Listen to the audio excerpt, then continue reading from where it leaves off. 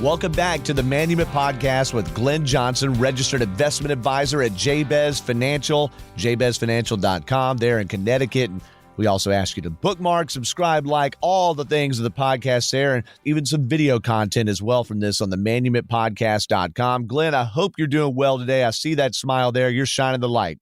I am. That's right. Whatever's on the inside's coming out. That's right.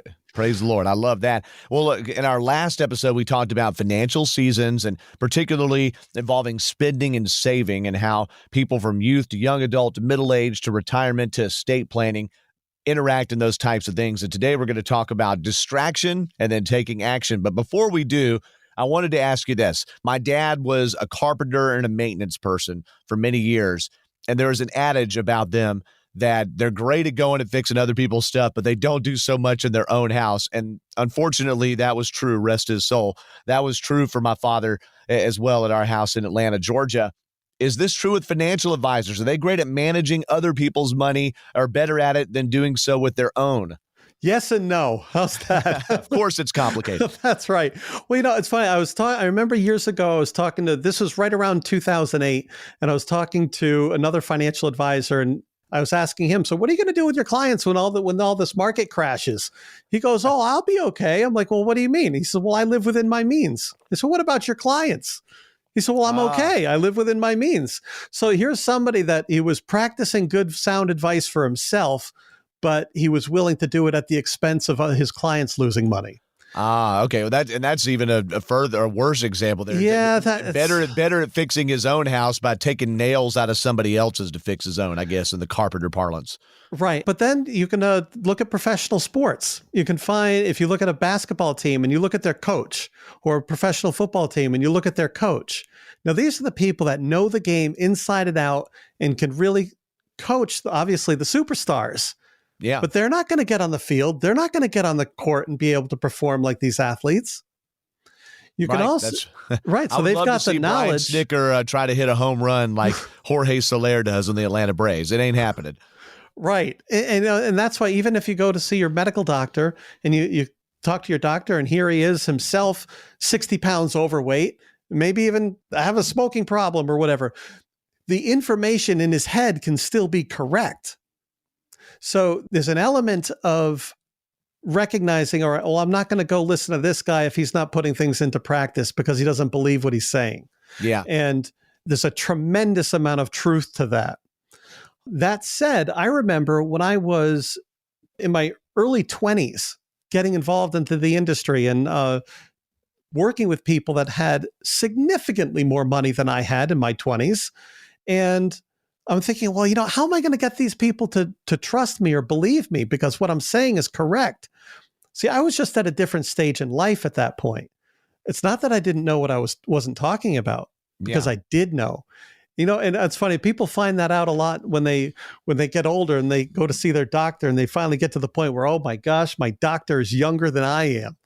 And I keep saying my age in these episodes. Really, I'm 38 and I'm starting to reach that point where most athletes I see are younger than me, right?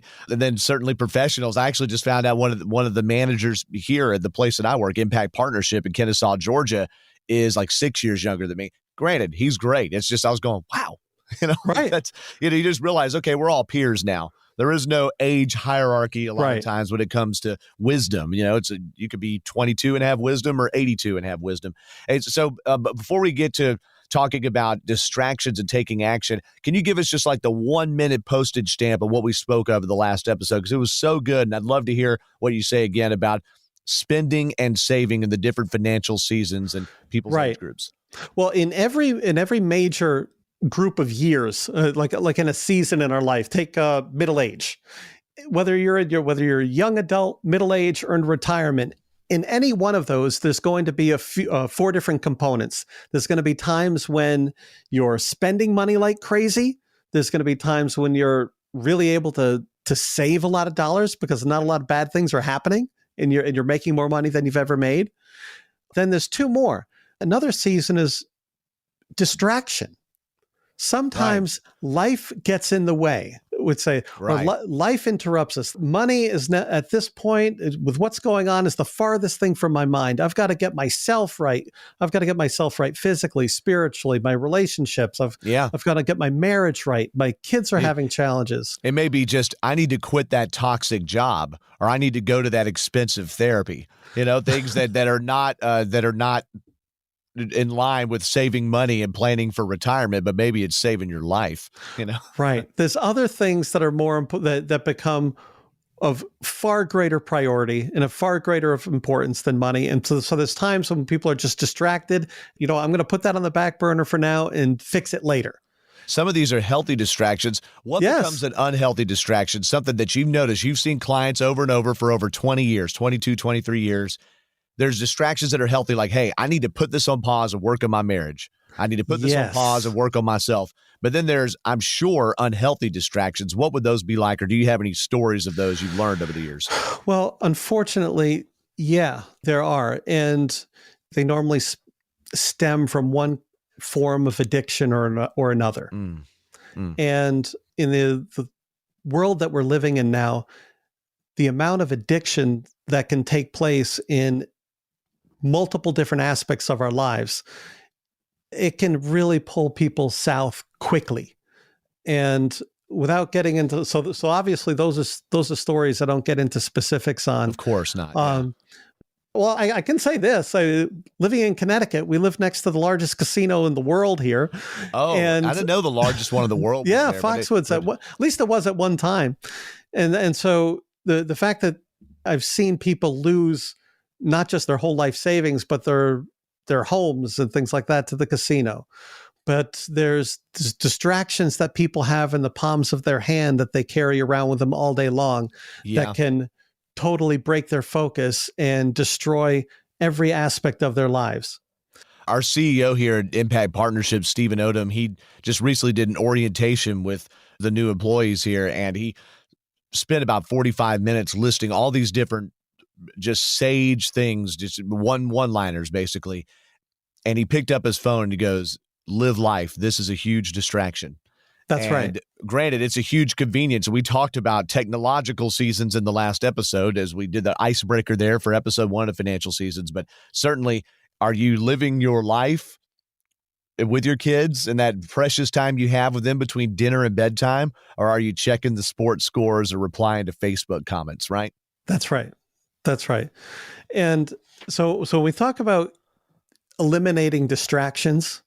I'll tell you this, like in the men's group I lead, my church, we talk about Satan's primary objective is broken focus. If he can break your focus, that's what he got you. And that's a really good way to put it. Realizing that so much of our day is spent going from one distraction to the next, and we'll try to filter them out and try to produce some results in the meantime. But nothing good happens accidentally. We have to have a specific intention of intentionally eliminating the distractions to look at what's important and not just be distracted with what's urgent. If we take what's important and ignore it long enough, it'll become urgent, but at that point, it may be too late, which brings with it another whole collection of problems. So when I sit down and talk with people, I want to not just talk about what's on their mind and what's pressing at this point, but I also want to expose what's important and in the process, figure out, well, what can we do to address not just all the urgent things, but what's important so that when they go into the next season of life, when a collection of a series of adversities may come, they're better positioned and prepared to handle it. That is a great segue then to go from distraction to taking action here in our last couple of minutes of the Man Human podcast. When somebody comes in to JBez Financial and they schedule that appointment at jbezfinancial.com, you help them find what the distractions are, I'm sure, but then how do you turn that ship around so they can take action and start going in the positive, if you will, or in the black, so to speak? Right. There's two types of things that are important. If you look at something, some things are important and urgent. Some things are important, but they're not urgent, but they're still important. Yes. So there's also things that are unimportant and urgent, right? We've got to be able to set those things aside and say, first of all, let's look at what's important. And when we go through someone's financial picture initially, 9 times out of 10, there's a bunch of red flags that jump out and say, okay, this is important. This is urgent. This needs to get corrected first. Let's take things one step at a time, take care of what's important, urgent, right away, and then we'll look at what else is important that needs to get addressed. So it's a matter of initially putting ourselves with a proper allocation. Get money where, financially, get your money, get your dollars where they need to be. And once they're where they need to be, then you can establish a system on how you're going to manage that as time goes on, so that during the time when people actually take an interest in their finances, you kind of have to strike while the iron's hot, right? Yes. So if you're interested, if there's something like, I've been thinking about my finances lately. Okay, great. That doesn't mean you're going to have to think about them forever, but it does mean that you should think about them at least now. And that's where we can properly allocate things, and that once take care of the important and urgent things, address the other important things, and establish a system so that when you go into the next season, when you're not interested in your finances anymore, at least at that point, you know what you're going to be doing. And that pattern and that system and those habits will see you through those other seasons when you're not really all that interested in paying attention to it. And whatever the where is, as far as where you put money in a bucket, depends on your both financial season in life and also your physical age season in life. And I would imagine those strategies, Glenn, are different for every person. As I talk to you and other people in your field, that is, if there are several resounding themes I hear over and over, every single person's is different. Just because my brother Fred did this and he was heavy on this product, so to speak, as far as financial strategy, doesn't mean that works for me. Maybe I've got twice as many kids as Fred or more health problems or whatever. My brother's not named Fred. That's a fake person, by the way. Just saying. Okay. Right. Well, and there's the personal seasons. There's also the economic seasons, the different cycles in the economy, the market. All of those things need to be taken into consideration. However, when you're properly allocated and you have a system and a plan in place to be able to handle what's coming next, now you don't have to think about your money as much as you did. It's almost like you can blink your eyes while you're driving, but you don't want to keep them closed. Right. Hey, you're saying that to a former traffic reporter or a current traffic columnist. I will completely endorse what you're saying. Okay. There. Yes. So that's why I just want people to open their eyes long enough to make sure they're on the road, have a system, have some autopilot in place, at least enough in between reviews so they can stay on track. I love that. And that's a good way to put a pin in that there. So what you want to do is go to jbezfinancial.com and they will help get you set in the right direction and start asking the questions. And maybe nobody's asked you, just like a therapist would ask a question if you're going through a personal crisis. Here's one. It doesn't have to be a financial crisis. Could be a financial triumph or somewhere in between. jbezfinancial.com. Glenn Johnson, he's the registered investment advisor there, and he and his team would love to help you. Any parting words there, Glenn? Well, you know what? I would just say, if you've listened to this much of the podcast, there is a part of you that at least has an interest. And I would say to fertilize that interest, take action enough to at least get a quick review. Yes. And it's a good idea to get a checkup. I remember a mentor of mine real quick when I was younger. He says, sometimes people need a checkup from the neck up. And you know what? We get our thinking straight, we get our finances straight, and then we can spend more time focusing on what's really important. Look, I'm just getting a call from my proctologist. No, I'm just kidding. Okay, that's anyway. No, a checkup from the neck up. I love that. And so do that, jbezfinancial.com, and be sure we keep referencing past episodes and referencing the ability to share this information with someone. Look, booking your first time with JBez Financial is free. Certainly listening to, sharing, subscribing, and liking the Manument Podcast at themanumentpodcast.com and on Apple and Spotify. That's free too. If you've got somebody, doesn't matter if they're in the same season or you is not, Glenn, I'm sure you'd like them to share and make sure and get that word out there. Hide it under a bushel. No. We are going to let it shine. Absolutely. Well, thank you so much, Glenn, and everybody for listening to the Manument Podcast with Glenn Johnson, and we look forward to the next episode here very shortly.